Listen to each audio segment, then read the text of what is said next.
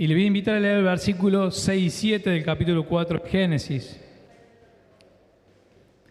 Dice: entonces Jehová dijo a Caín: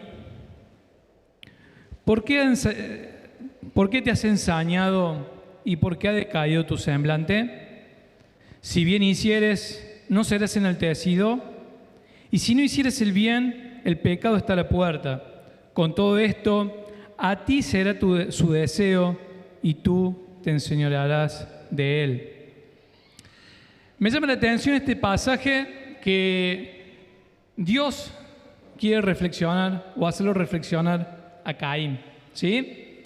No lo señala, sino que le pregunta. Quiere que Caín pueda ver la actitud que había tenido y lo que estaba viviendo en ese momento. Dice: ¿por qué te has ensañado? ¿Por qué te estás tan enojado? ¿Y por qué tu semblante ha decaído? Y Dios le hacía estas preguntas porque en su soberanía sabía que lo que iba a hacer a futuro Caín. Dios sabía qué había en el corazón de Caín. Dios le dio la posibilidad a Caín de que se arrepintiera de esa situación. Es más, le da la posibilidad quizás de volver a hacer un nuevo sacrificio y hacerlo bien de corazón como correspondía. Ver cuál era su error, cuál era su pecado y poder restaurarse y hacerlo como correspondía. Sin embargo, Caín no muestra ningún arrepentimiento, no siente culpa de nada y él sigue con esa actitud. Y me llama la atención también lo que dice el versículo 7. Dios le dice: si bien hicieres, ¿no serás enaltecido? Y si no hicieres bien, el pecado está a la puerta. Con todo esto, a ti será su deseo, y tú te enseñorearás de él. Dice Santiago, capítulo 1, versículo del 13 al 15, y me hizo acordar, estas palabras de nuestro Dios me hizo acordar a Santiago, capítulo 1, versículo del 13 al 15. Dice: cuando alguno es tentado, no diga que es tentado de parte de Dios, porque Dios no puede ser tentado por el mal, ni Él tienta a nadie, sino que cada uno cuando es tentado cuando de su propia concupiscencia es atraído y seducido. Entonces la concupiscencia, después que ha concebido, da luz el pecado. Y el pecado, siendo consumado, da a luz la muerte. Pensaba en esta expresión, ¿no es cierto? Tú te enseñorearás de él. Y el pecado hace eso en nuestras vidas. El pecado empieza como una simple tentación, como una simple distracción, y termina tomando señorío en nuestra vida. Como dice también en Santiago, esta concupiscencia, siempre en la Biblia cuando habla de concupiscencia no habla precisamente de cosas lindas, de deseos lindos, ¿sí? Son cosas que nos atraen a hacer el mal y es un deseo que no podemos dejar y tenemos que hacerlo sí o sí, podríamos decir. Eso se refiere a la expresión de Santiago. Entonces dice que cuando esta concupiscencia, después que ha concebido, después que se manifiesta, nos lleva indudablemente a pecar. Algo así estaba viviendo Caín. Caín, al no haber sido aceptada su ofrenda, se pone mal, se ensaña, se enoja con su hermano. En realidad Abel no tenía nada que ver. Quien no había aceptado la ofrenda no era Abel, era Dios. El problema era con Dios, no era con Abel. Sin embargo, él, después de eso, ya su semblante decayó y Dios quiso hacerlo razonar, Dios quiso hacerlo recapacitar, pero el pecado ya estaba a la puerta. Y simplemente Caín tenía que dar el paso y hacer lo que estaba planeando en su mente y en su corazón.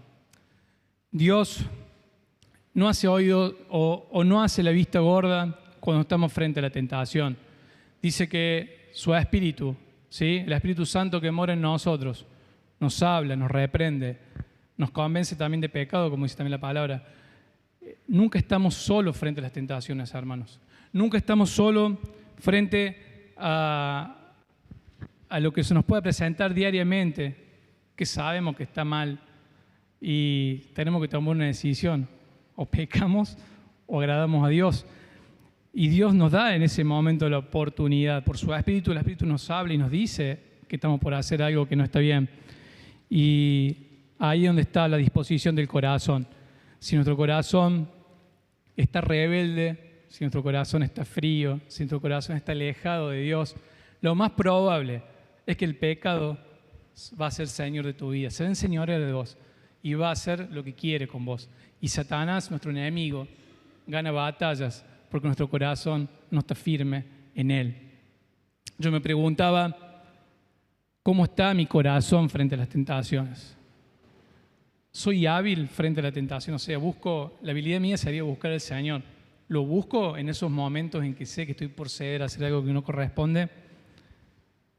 Y otra cosa, ¿no? Porque a veces te decimos, cayó en pecado, y somos como distraídos, ¿no es cierto? Pareciera que vamos caminando por la calle y en una baldosa floja y nos tropezamos. Cayó en pecado, o caemos en pecado. Como si fuera simple una distracción. Sin embargo, Dios le dice, somos conscientes que el pecado, o sea, Dios le dice, el pecado, Caín, está a la puerta. El pecado está ahí al alcance de tu mano. No es que no lo vemos. Pasa que muchas veces mi corazón y tu corazón están endurecidos. No estamos en sintonía o en comunión con Dios y caemos frente al pecado. Dios quiere que estas palabras, cada uno, Dios quiere que vos no caigas, que seas un cristiano victorioso. Pero para los que por ahí no somos tan victoriosos, ¿sí? Esta palabra, la verdad que me tocó profundamente, ¿no es cierto?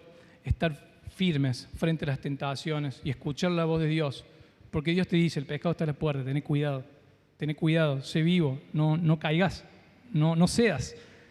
Y muchas veces nuestro corazón se cierra y hace lo que nuestra mente nos dicta, ¿no es cierto?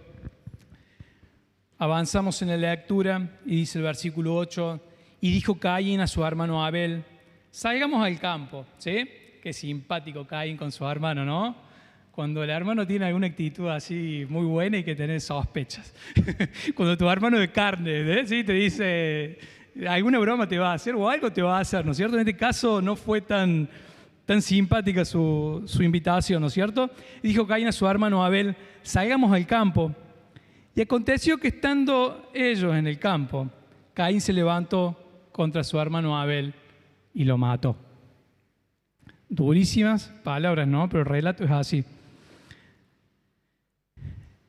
Caín comete un homicidio. Caín hizo oído sordo a la voz de Dios frente a la tentación. Pero vemos el versículo 9, Dios se aparece nuevamente con más preguntas. ¿Sí? Dios se aparece nuevamente con más preguntas. Le dice el versículo 9, y Jehová dijo a Caín, ¿dónde está Abel tu hermano? Dios sabía dónde estaba su hermano. Y Caín sabía también que Dios sabía. Pero Caín inocentemente, ¿sí? Y sarcásticamente le responde y le dice, no sé. Y le hace otra pregunta, ¿sí? Cuando te hacen una pregunta, hay gente que responde con otra pregunta. Es una técnica por ahí para que no preguntes más. O sea, vos cuando te haces una pregunta y te responden otra pregunta, porque no tenés que preguntar más. En este caso, Dios le dice así, ¿no es cierto? Caín, ¿dónde está Abel tu hermano? Y él respondió, no sé. ¿Soy yo acaso guarda de mi hermano? Tremenda pregunta, ¿no es cierto? Y tremenda respuesta. El sarcasmo de Caín, la verdad que supera todos los límites. Y yo pensaba en la primera pregunta que Dios le hace a Caín. Y es una pregunta que yo te hago a vos, que ya me la hice a mí. Hermano, querido hermano, pregúntate, ¿dónde está tu hermano? ¿Te lo preguntaste alguna vez? ¿Dónde está tu hermano? Muchas veces venimos acá a la iglesia y decimos, falta fulanito, falta menganito, falta este otro. Pero muy pocas veces nos preguntamos dónde está. O sea, sí, falta, no viene, no lo veo, no sé nada de él. Pero ¿dónde está? ¿Qué haces por tu hermano? ¿Le mandaste un mensajito durante la semana? ¿Le mandé un mensajito durante la semana? Y muchas veces no. muchas veces por las preocupaciones que tenemos a diario, nos olvidamos del hermano. Muchas veces venimos a la iglesia y está el hermano, pasamos por el lado y no lo saludamos, no nos damos cuenta de quién está, son como invisibles. Suena duro, hermano, pero es la realidad. Vos y yo muchas veces somos así. Nos falta por ahí empatía, nos falta ser más cariñosos, más de muestra de cariño como la que hicimos recién. Y qué importante es saber dónde está el hermano. Porque por ahí puede estar pasando alguna necesidad económica, o mucho más importante, alguna necesidad espiritual. Y está batallando solo. Y tal vez dejó de venir a la iglesia porque siente vergüenza de lo que está viviendo. Porque muchas veces creemos que los que venimos a la iglesia no tenemos problemas. Que soy más espiritual que el que no viene, como decíamos antes. Pero la realidad es que algunos aparentamos mejor que otros. Esa es la realidad. Problemas tenemos todos. Y va a depender también, no solamente de mi relación con Dios, sino también de la contención que yo tenga de mis hermanos. ¿Sí? Dios creó una comunidad que es la iglesia. Es un cuerpo. Un cuerpo. Y dice la palabra, como dice en 1 Corintios 12, 26, de manera que si un miembro se padece, todos los miembros se duelen con él. Y si un miembro recibe honra, todos los miembros se gozan con él. La pregunta sigue siendo la misma. Te la hago a vos y me la repito a mí. ¿Dónde está mi hermano? ¿Vos sabés? Es una respuesta que vos y yo, una pregunta que vos y yo no tenemos que hacer. Y si no estamos haciendo nada, que sea un llamado de atención para empezar a hacer algo, ¿sí? Qué hermoso sería que como cuerpo de Cristo nos sintamos todos miembros y que si uno está débil, tenemos que fortalecerlo. Cuando entendemos que la iglesia funciona con todos los miembros que estén bien, sanos, entonces ahí vamos a ver una iglesia que tira hacia adelante, una iglesia que da gloria y que da honra también a Dios. Esto no señalo a nadie ni nada. Cuando hablo me señalo a mí, porque muchas veces yo experimento esto, ¿no es cierto? De decir, sí, no está tal hermano, pero yo no hice nada por mi hermano. Y me pegó fuerte la pregunta, ¿dónde está tu hermano? Y después veía la respuesta que da Caín, ¿no es cierto? Caín le dice, no sé, ¿soy acaso yo guarda de mi hermano? Y esta pregunta también tiene algo que me llamó la atención, porque si la dejamos pasar así como así, es una pregunta sarcástica para salir de paso. Pero si yo lo tuviera a Caín, y ya después he leído varias veces esta pregunta, lo tuviera enfrente, creo que ahora sí me animaría a decirle que sí somos guarda de nuestro hermano. Y tal vez te estás preguntando, ¿por qué soy guarda de mi hermano? ¿Por qué soy guarda de mi hermano? Soy guarda de mi hermano porque alguna vez alguien cuidó de mí. Alguna vez cuando yo estaba herido, cuando estaba dolido, cuando estaba enfermo, alguien cuidó de mí. Alguien veló por mí. Alguien fue guarda de mí. Y esto es lo más lindo que puede pasar entre nosotros, ¿no es cierto? Poder cuidar, ¿sí?, de cada hermano. Poder ser guarda como una familia, ¿sí? Guardas de las amistades que Dios nos regala. Guardas de las relaciones entre hermanos que Dios nos regala. Guardas de la familia que tenemos y poder tener relaciones sanas con nuestra esposa, con nuestros hijos. Y Dios nos llama también a ser cuidadosos de esas cosas, ¿no es cierto? De esas relaciones. Entonces, sí somos guardas de las personas que nos rodean, si tuviéramos que responderle a Caín. Entonces, dice que en ese momento, cuando pasó todo esto, ¿no es cierto? Antes que pasara la muerte de Abel, habíamos leído que el corazón de Caín se había endurecido, estaba enojado, ¿no es cierto?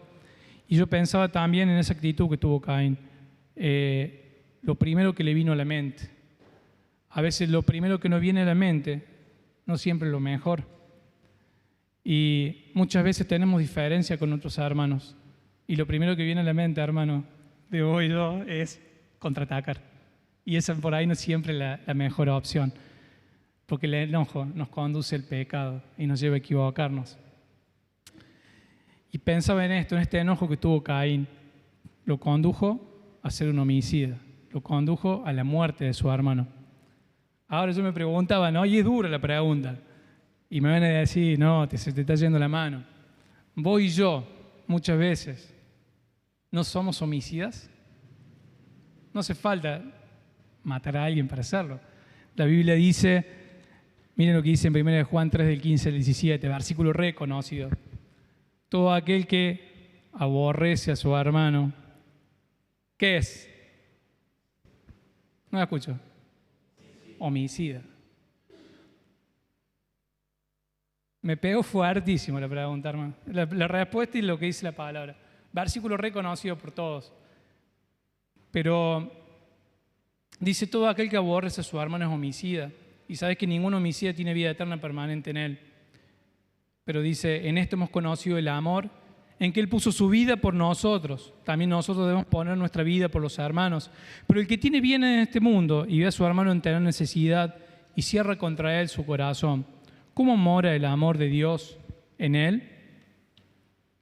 Hermano, vos y yo muchas veces en diferentes situaciones hemos actuado de esta forma, ¿sí? Homicidas no porque hemos matado a alguien, sino porque hemos dicho una palabra fuera del lugar y lastimaste a tu hermano a no más poder, porque nuestra lengua muchas veces nos cuesta dominarla y es como dice Santiago, ¿sí? Como una pequeña chispa que enciende un gran bosque, capaz que con actitudes que no son sinceras muchas veces y nos damos cuenta y eso duele y lastima al hermano, con palabras que se dicen por atrás, con chismes, ¿sí? Qué lindo, ¿sí? Muchas veces parecía que nos gustara, ¿no? Escuchar chisme y comentarios de los hermanos, ¿viste? Y está bueno, pareciera, ¿no? Pero la Biblia dice que eso no está bien. Tenemos que desechar esas cosas. Entonces, qué lindo sería, ¿sí? Que reflexionemos en esto. Que solamente cuando actuamos con amor, ¿sí? Cuando somos de la forma en que Dios quiere que seamos, ¿sí?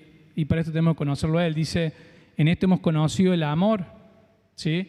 Solamente por medio de Él podemos conocer el verdadero amor para poder dar amor y bendición, ¿sí? A aquellos que nos rodean. Realmente me hizo reflexionar en cuántas veces hay falta de amor en mi vida por los demás. Cuántas veces ignoro de situaciones y a veces decimos cosas que después te podés arrepentir porque lastimaste sin querer, sin saberlo, por desconocimiento, de no saber en dónde está tu hermano. La pregunta sigue siendo esta. Yo me quise centrar en esta pregunta, ¿en dónde está tu hermano? Si hoy te vas y te olvidas de todo lo que dijimos, yo creo que si te quedas con esta pregunta te va a llevar a reflexionar como me lo hizo a mí. Quiero terminar, ¿sí? Con una historia, ¿sí? Una historia cortita, pero que también nos lleva a pensar. Dice que había una pequeña aldea rodeada de muchos árboles al pie de una montaña y en esa aldea vivía un hombre ciego, ¿sí? Y un hombre paralítico. Estos hombres habían sido en alguna oportunidad amigos, pero vaya a saber por qué circunstancia, porque muchas veces nos pasa eso, no sabemos por qué, nos dejamos de hablar, nos dejamos de saludar, se desentendieron por alguna razón y del amor pasaron al odio, ¿sí? No se podían ni ver, eran vecinos, y uno vivía en la choza de este lado y el otro vivía en la choza del frente. Aún así no se podían ver, cada vez que se veían se deseaban el mal, se deseaban la muerte. Y bueno, la relación no era de la mejor. Resulta que un día hubo un incendio, ¿sí? Hubo un incendio en esa aldea, los árboles comenzaron a arder. La gente de la aldea salió corriendo por su vida, pero el ciego y el paralítico quedaron en su casa. El ciego corría en el patio, daba vueltas, pero no sabía por dónde ir, por dónde salir, no tenía quien lo conduciera, quien lo dirigiera. El paralítico tenía la ventaja que veía, pero no podía caminar y no veía por dónde podía escaparse, pero sabía que arrastrándose no iba a poder llegar, no iba a llegar. Entonces, no quedó otra cosa que hacer que el ciego recurrir al paralítico. Entonces, se hablaron, se dijeron si se animaba a ayudarlo, si querían ayudarse. Ambos dijeron que sí, porque su vida corría peligro. Entonces, el paralítico le dice, vos cárgame, le dice el ciego. Yo te dirijo, y el ciego camina. Ambos pudieron salvar, ¿sí? Ambos salvaron su vida, pudieron salir del bosque en llama y lograron salvarse de la muerte. Después de todo esto, estas dos personas comprendieron lo inútil que fue su enemistad. Se dieron cuenta que juntos podían hacer mucho más, que juntos eran más fuertes que separados. Antes se deseaban el mal, ahora resultaron ser nuevamente los mejores amigos. Romanos capítulo 12, versículo 16 dice, viven en armonía los unos con los otros, no sean arrogantes, sino hacen solidarios con los humildes. No se crean los únicos que saben. Y esta historia me hacía reflexionar y me hacía recordar, ¿no es cierto?, algo que ya sabemos. En cuanto depende de nosotros, tenemos que tratar de estar en paz con todos. Y como cristianos, debemos procurar la paz en nuestra familia, en primer lugar, con mis hermanos de sangre, ¿no es cierto?, con mis padres. Después, en segundo lugar, en la iglesia, ¿no es cierto? A veces hay peleas y divisiones que no sabemos ni cómo empezaron ni cómo terminan. A veces las heredamos, las divisiones, ¿sí? Porque mi papá estaba enojado con tal y yo sigo enojado. Y seguimos por generaciones con divisiones y cosas que la verdad no nos conducen a ningún lado. Y en vez de ser una familia unida, terminamos siendo una iglesia o una familia desunida. Qué importante también es buscar la paz en el lugar donde yo me encuentro, con mis vecinos, con mis amigos, con las personas que vemos a diario. Incluso lo más duro de todo es que Jesús nos enseñó a amar a nuestros enemigos. Sinceramente, esta parte de la Biblia siempre es difícil, ¿no? Es fácil de decirlo acá en la plataforma, hermanos, amen a sus enemigos.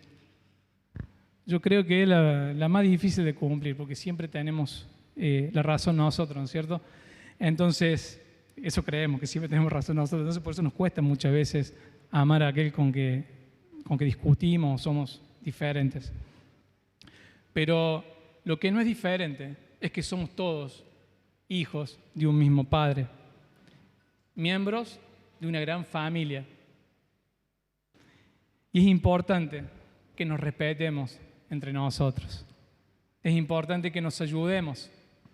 Y lo más importante, es fundamental que nos amemos tal como enseña la Biblia. Por último, y este sí le prometo que es el último, Juan capítulo 17, versículo del 21 al 23, una hermosa oración que tuvo el Señor. Dice, para que todos sean uno, como tú, oh Padre, en mí y yo en ti, que también ellos sean uno en nosotros, para que el mundo crea que tú me enviaste.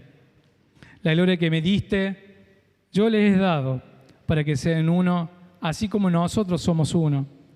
Yo en ellos y tú en mí, para que sean perfectos en unidad, para que el mundo conozca que tú me enviaste y que lo has amado a ellos, como también me has amado a mí. Que el Señor nos bendiga en esta mañana con su palabra. Realmente la intención es llamarnos la atención a cada uno de nosotros a valorar lo importante que es saber dónde está nuestro hermano y la unidad que deberíamos disfrutar permanentemente como nuestro Padre y nuestro Señor así lo quiere. Que el Señor nos bendiga en esta mañana, hermanos. Ahora Pupi va